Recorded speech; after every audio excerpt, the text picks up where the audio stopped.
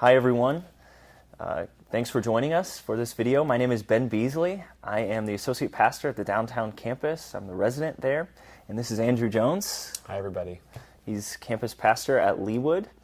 We're here for the final video in this first part of our Genesis series. Yeah. So we're heading into a new Genesis series in the upcoming weeks, and Andrew's going to talk a little bit about that. What we're wanting to do first here is just give a shout out to the previous videos that we've made for this series. They've been really good, you guys. They've been really good. Really good videos. They've covered a lot of stuff that you might not have heard on Sunday morning. So if you're interested in digging in a little bit deeper through the first 12 chapters of Genesis, please go and check out those videos. We've also had some great guest speakers come in and talk with some of our campus pastors. So Jarrett Meeks at Mission Adelante came in and talked with Gabe Coyle, downtown campus pastor. Last week, they talked about what it means to be a city of believers within Kansas City and what that would look like to work towards the restoration of the city. Jarrett Meeks and Mission Adelante is doing really good work in KCK. We've also had Stan Archie talk with Pastor Bill Gorman. Stan Archie is pastor at CFBC. So if you're interested at all in digging a little bit deeper, please go and check out those videos. As we look forward to the next series, still staying within Genesis, Andrew, give us a preview of what that's going to look like. So before I do, I just want to point, so this is Ben and I's first video in this whole series.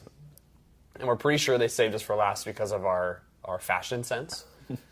So if you notice, I'm wearing a Star Wars t-shirt because I wanted to dress up for you a little bit. And Ben here is wearing your grandmother's drapes because he loves her. And it's great. Really great to be here with you. Okay. So, as Ben said, we are staying in Genesis, but these stories really from Abraham on, Genesis 12 on, have a really different feel than what's come before. So, a lot of these videos that Ben's referenced that we've done have focused on, help me understand the flood in Noah's story. Help me understand this talking snake in Genesis 3. Help me understand this Tower of Babel with one language, right? There's all of this kind of big, crazy stuff going on in those first few chapters.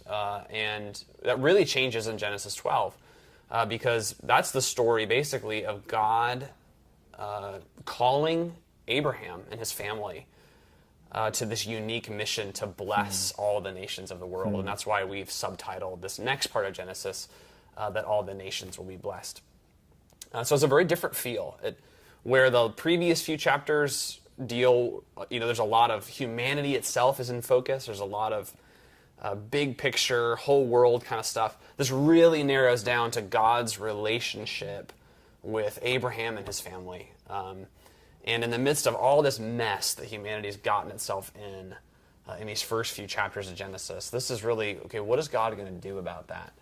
And he calls Abraham. And the rest of Genesis is really about that family and how God works all this out. So it feels really different than where we've been. Yeah, that's a great summary, Andrew. Really, and you and I, we preached this one on Sunday. We set that up a little bit, but it's going to feel pretty different. Yeah, it's definitely going to feel different. And Genesis 3 through 11 is humanity's rebellion against God. Yeah, that's well said. And moving forward, it's God moving humanity back into a place of blessing. Yeah, how's he going to do it? That's right. This is the plan. That's right. So what are you most looking forward to in this next sermon series? Like I said, this part of Genesis has less pyrotechnics, but what it lacks in that, it makes up for in its humanity. I think these are some of the most human stories we get in all of the Old Testament, especially looking at Abraham, whose faith is sometimes really, really strong, and God sometimes it's really, really weak. Sometimes his integrity is really, really good. Sometimes it's really, really bad.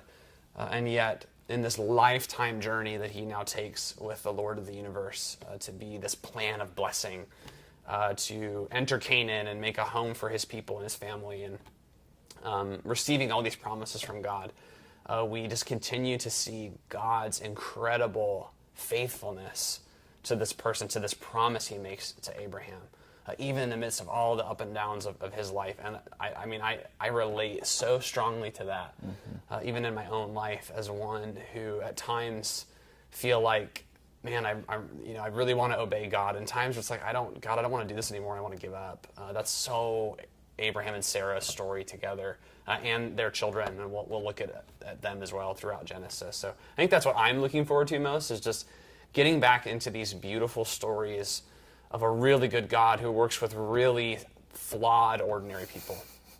Because I need that. I need that reminder. Okay, what are you most excited about for this? Yeah, well said, Andrew. I think, in the first Genesis series here, it was in the beginning God. We learned about God as creator. And I'm most looking forward to learning more about God's character. Who is this God who created the world?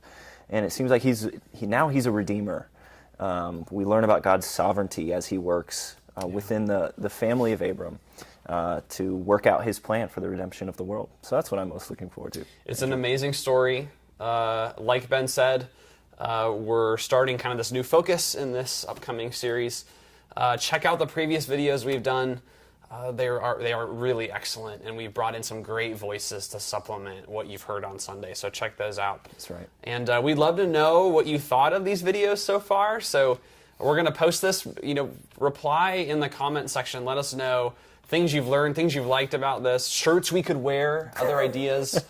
We'd love to hear more from you. But until then, have a great week. May God bless you this week, and we'll see you on Sunday.